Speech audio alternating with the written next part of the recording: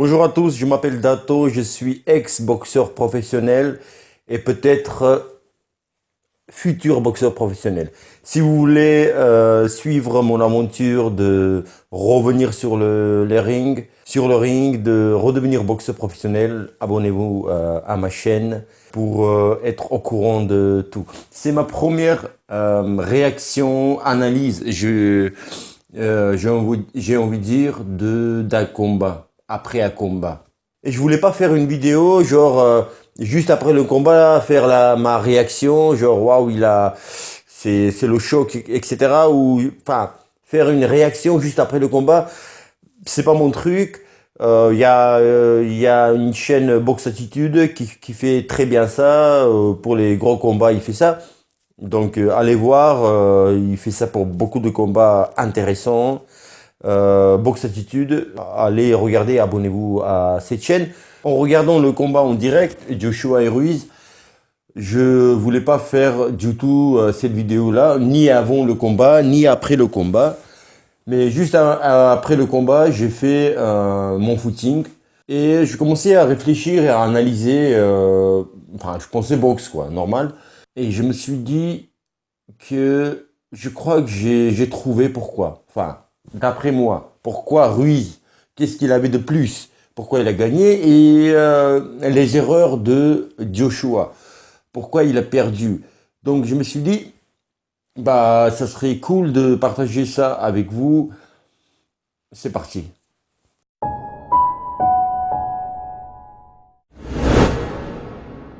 On va commencer par Ruiz. Qu'est-ce qu'il avait de plus? Pourquoi il a gagné? Déjà, sa carrière, il a 32 combats avant le combat contre Joshua. Il avait 32 combats, 21 par KO. Avant la limite, c'est pas rien, hein. Et je pense pas qu'il est... Je connais pas toute sa carrière, hein, mais je pense pas qu'il soit protégé, un boxeur protégé, alors que Joshua, très protégé. Et ça me rappelle, ce boxeur-là, Ruiz, me rappelle Duhaupas. Mais vraiment, c'est un Duhaupas mexicain. Donc, dans le sens où il a pris tout le monde. Enfin, il a pas peut-être pris des noms, hein, mais il a fait son chemin. Et il attendait son moment. Voilà, où les étoiles seraient autour de lui. Je sais pas comment on dit pour les étoiles, mais t'as compris. Alors que Duhaupas, ou Duhaupas, tu m'excuseras si tu regardes cette vidéo. Johan Duhaupas, il a boxé Wilder et c'était pas son jour. Les étoiles, il n'était pas pour lui, quoi. Alors que Ruiz, c'était sa journée. Alors, on va commencer par Ruiz. Alors, Andy Ruiz, on l'a sous-estimé. Toi comme moi comme toi, comme tout le monde. On le connaît pas. C'est un mec grassoué, 1 m 80 pour 120 kilos ou plus, tu vois. Voilà. On dit, c'est quoi ce guignol, pour de vrai. Hygiéniquement, pas hygiéniquement, mais il y a un mot, visuellement, c'est pas un boxeur, c'est pas un futur champion du monde des poids lourds. Donc on l'a sous-estimé, personne ne le connaissait et personne ne voulait le connaître non plus. Alors que ce type, il avait avant affronté Joshua, il avait 32 victoires, 21 par KO. C'est pas rien. Et d'ailleurs, moi je l'appelle Joan Duhaupas mexicain. Parce que ça ressemble vachement son parcours, sa carrière. Même si Duhaupas, il avait une carrière encore plus difficile que Andy Ruiz Jr. Parce que Duhaupas, il a boxé dans plus de pays à part la France, dans plus de pays que Andy Junior. Il est sorti plus pour boxer à l'extérieur. Je parle de Duhaupas. Et dans la similitude, et Andy Ruiz, il traçait son chemin. Voilà. Personne ne connaît. Voilà, il boxait. Bah, il a fait 32 combats avant le combat avec Joshua. Maintenant, pourquoi? Qu'est-ce qu'il avait de plus, ce Andy Ruiz? Alors, Andy Ruiz, il était Déjà au début, quand j'ai vu arriver pour le combat, le jour du combat, il est venu à l'Arena Madison Square Garden à New York avec sa famille, avec des enfants. Et là, on voit, et là, on voit quand tu étais boxeur, là, tu vois dans l'attitude. Moi, j'ai vu, il était calme comme ça, cool. Tu vois, et même son enfant, il a dit, ah, papa, tu vas boxer avec cet homme, ce monsieur moche. Tu vois, et, il était là, rigolé et tout. Tu vois, je vous jure, c'était la fête pour lui. Et dans le combat, la tactique qu'ils ont choisie, ça se voyait tout de suite. Alors, la tactique était être très actif. Et ce qui est très important, c'est qu'il a fait perdre Anthony Joshua. Voilà, après analyse de Ruiz, je vais parler aussi de Joshua. Alors, la tactique de l'équipe de Ruiz était dès que Joshua attaque, il envoie un coup, tu lui casses l'attaque tout de suite. Tu le laisses pas de construire son attaque, c'est-à-dire que Joshua, on le sait, 1-2, 1-1, 1-2, 3. Après, dès il touche un peu, il peut accélérer, envoyer plus de coups. Et dès que Joshua, regardez la vidéo, dans cette vidéo, il y aura très peu, voire pas du tout d'image. Et dès qu'il envoyait son gauche ou crochet, tout de suite, il attaquait Ruiz. Il cassait tout de suite son attaque de Joshua. Joshua était perdu. On va parler de Joshua, mais il était perdu. Pour le knockdown, le premier knockdown. Alors, il tombe déjà Ruiz. Après, il envoie au tapis dans le même round deux fois Joshua. Joshua, quand Ruiz il a envoyé un coup, c'était pas un coup terrible, hein, c'était pas Wilder qui a envoyé sa droite. Hein. C'était un crochet gauche, d'accord, bien fait, c'était avec ce poids-là, il n'était pas ouvert le crochet. Et bien fait, mais c'était pas terrible non plus. Hein. Et Joshua tombe. Donc voilà, pour dire que qu'est-ce qu'il avait Ruiz. Et encore, contre Ruiz, qu'est-ce qu'il dit que Ruiz, il était en super forme, c'est-à-dire quand il est allé au tapis, il l'a très vite récupéré. Et récupération, après avoir pris un coup, ça veut dire pas bien respirer. C'est-à-dire qu'avoir tout son esprit et avoir analyse euh, comme avant être tombé dans knockdown, être tombé après avoir été au sol. Et il se levait, il était vachement lucide, ce qui n'était pas le cas de Joshua. Et maintenant, on va parler de Joshua. Déjà, à la pesée, Joshua, donc la veille, il m'a pas semblé serein.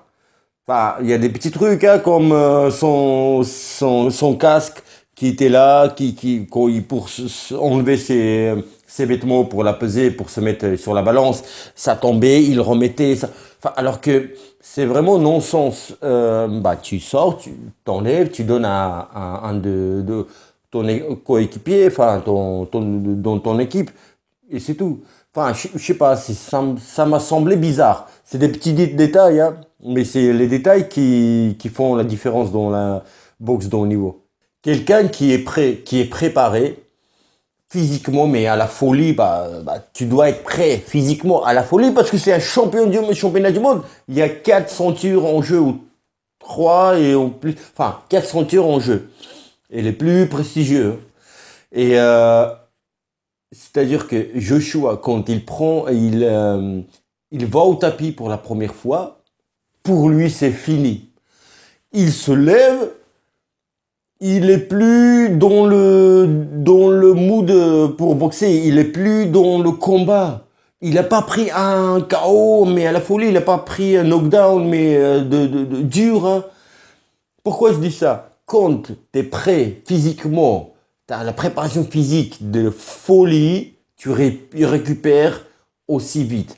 On a vu pas mal de combats quand Boxeur, il prend un knockdown, il met un genou, il tombe, il se lève, il récupère, on dit, putain, il a une tête, mais il est fort psychologiquement, hein. C'est parce il faut savoir, il est prêt physiquement. Donc physique, ça suit la tête, et la tête ne suit jamais physique, mais l'inverse, oui. Et là, il a pris un coup, ça y est, il a commencé à douter. Premier mot, ou c'était deuxième, enfin là c'est troisième, on s'en fout. Il boxe la première fois à l'extérieur, sachant que Joshua est très protégé depuis le début de sa carrière. Il boxe toujours en Angleterre, et puis voilà, des petits boxeurs ou moyens boxeurs, jamais.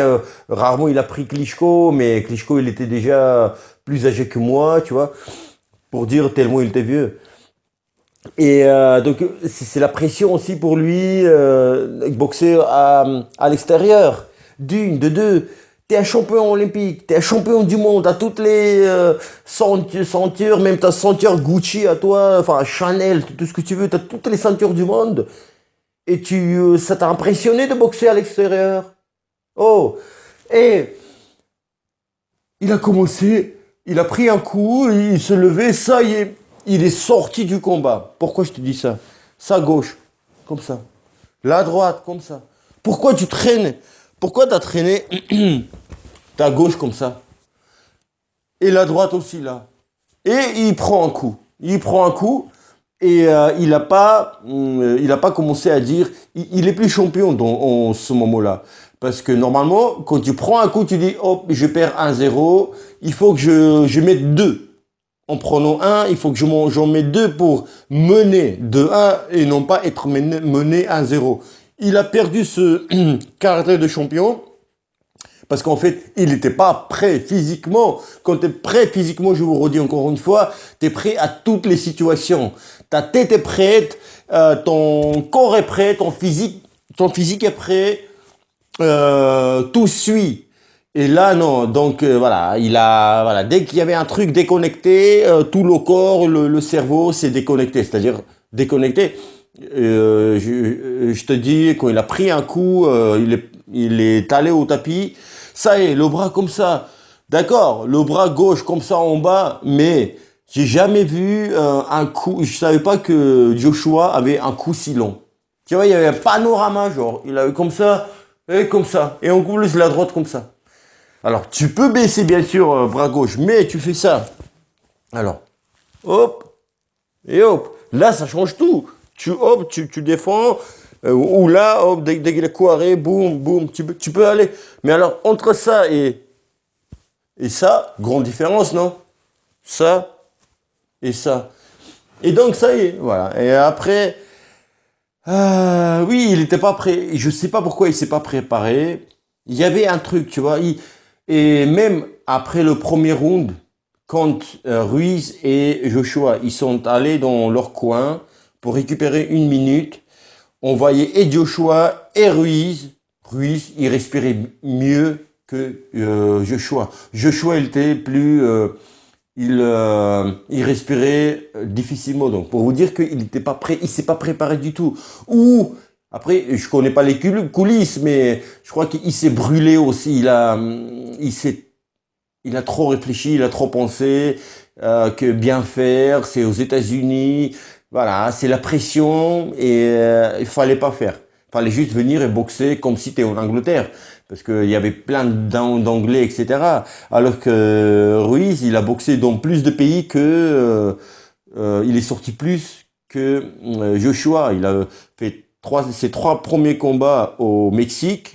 Je crois que les 3, il a gagné par KO et les 2 premiers. Après, aux États-Unis, je crois qu'il a boxé aussi en Australie une fois. Enfin, et pour ne pas faire une vidéo de 18 minutes, il était juste pas prêt. Et on voit ça. Tout de suite, c'est pas la marque des champions. Tu prends un coup, mais pas terrible, tu peux te lever, etc.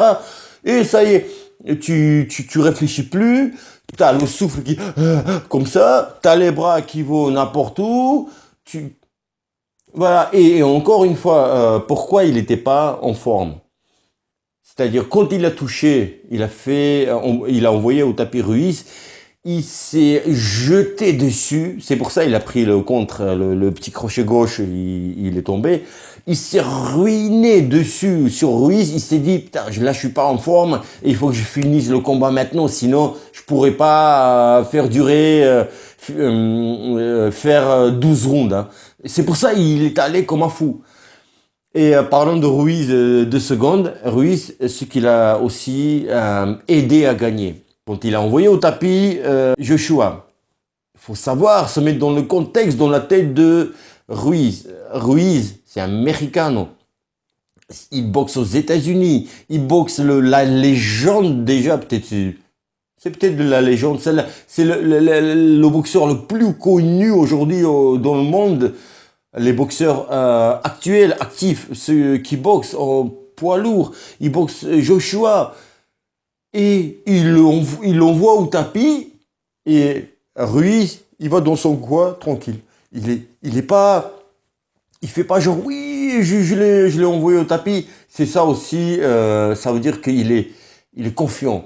C'est-à-dire que ça m'est arrivé, quand tu envoies au tapis ton adversaire, à l'intérieur, tu vas dans le coin, l'arbitre il dit va dans le coin neutre, ni dans le rouge ni dans le bleu, va en autre, et tu vas, et t'as envie de crier à l'intérieur, t'as standing ovation. Pas standing ovation, mais vous savez, dans les stades où les gens se lèvent comme ça, ils crient comme ça, ils se lèvent, il y a une vague. Là, à l'intérieur, t'as ça. Alors Ruiz, il a géré ça. C'est très dur à gérer ça, hein. Il a géré ça, et genre, calme, voilà, parce qu'après tu fais des conneries, tu as envie de sauter partout et tout, tu perds ton énergie, tu sors un peu du combat, et après quand l'arbitre il dit boxe, tu as quelques secondes pour revenir, rentrer dans le combat, et Ruiz, il était toujours dans le combat. Vous avez vu ses bras là? Il cadrait bien, voilà, il est là. Dès qu'il envoie un coup, voilà, même si n'importe comment il envoyait ses crochets aussi, Ruiz, pas pressé, etc. Il a juste envoyé pour envoyer. Et voilà, il a juste bien tourné les points et rapide. C'était rapide. Et Joshua aussi, pourquoi il n'était pas en forme, je vous dis, parce que même pour le prendre, vous savez, en corps à corps, quand t'as pris un coup, tu veux un peu le prendre dans tes bras, ou je sais plus comment on dit. Même ça, il faisait mal, Joshua. Même là, il prenait des coups. Il voulait se coller à Ruiz voilà, pour le gêner, boxer. Même là, il prenait des coups. Franchement, t'es champion olympique, t'es champion du monde, t'es un débutant amateur, mec. Et on lui a, en fait, à Joshua, ce qui m'a dérangé après le combat, on lui a compliqué un petit peu sa carrière, c'est-à-dire le faire sortir de l'Angleterre, et ça y est, il a pas pu gérer ça, tu vois. Donc, je comprends pas, je comprends pas. Et après aussi, si j'entends un peu plus tard, quelques années plus tard, quand il écrira son bouquin Joshua, ou peut-être quelques années plus tard, il dira dans une interview, peut-être il était un peu aussi, après on connaît pas la vie perso, peut-être il est en dépression, qui sait? Parce que il y a rien qui disait, il y a, voilà, tout disait il va mal. J'étais un petit peu brouillon dans cette explication, mais moi aussi, je voulais faire cette vidéo un peu calmos. Mais quand tu parles de ce combat, c'est quand même, tu peux pas rester calme, hein. Et donc, j'ai dit bravo à Ruiz et tout est possible. C'est un mec, mais personne ne le connaît. Aujourd'hui, c'est un roi du monde. C'est un roi lion. Il est sur une montagne, il crie, tu vois. Tout est possible. Et la vie, c'est pareil. Dans la vie, tout est possible. La boxe ou le sport ou pas le sport ou les affaires, le business. Je veux dire, demain, t'inventeras un truc où tout va péter. Enfin, et juste 2 mots concernant le combat de Hassan Ndam. Hassan Ndam, Hassan, arrête, poto. Je dis ça parce que je t'aime bien. Euh, tu veux faire battre le record de combien de fois t'es allé au tapis. C'est pour ta santé, je t'ai dit, hein. J'espère que je suis pas le seul, je serai pas le seul à te le dire. Tes proches vont te dire aussi, pour ta santé, frère. T'as fait ta carrière, t'as fait une jolie carrière, hein. T'as fait pas mal de championnats du monde, t'as boxé les plus grands, les plus connus, tu vois. Euh, Toi, t'es connu, t'as ramassé quelques sous aussi, tu vois. T'as une magnifique femme, je sais pas, t'as des enfants. C'est pour la santé. C'est pas bon. Pour la santé, c'est pas bon. Combien de fois le cerveau, il doit toucher le, l'os là, enfin, toucher la tête. Combien de fois? Parce que le knockdown, c'est ça. Bon, c'est bon, frère. T'as fait les JO. Après, tu fais comme tu veux, mais pour ta santé, je dis. Pour ta santé, voilà. Après, aujourd'hui, pour revenir, il faut encore 2 3 ans pour avoir un combat intéressant ou 2 ans, tu vois.